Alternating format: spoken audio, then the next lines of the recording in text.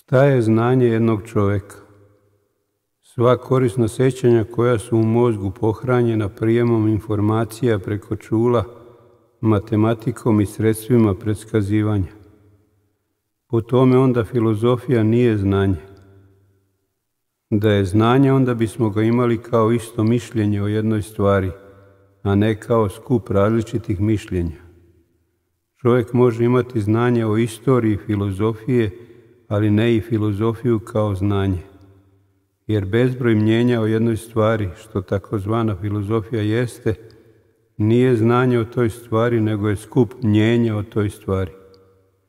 Tako je i sa religijama.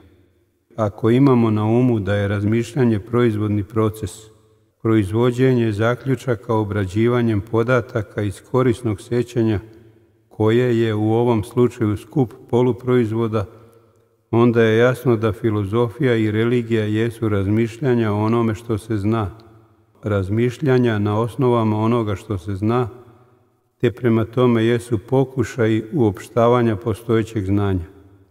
Nesreća naše vrste je što mnogi ljudi znanje uopštavaju na osnovama malih zaliha istoga.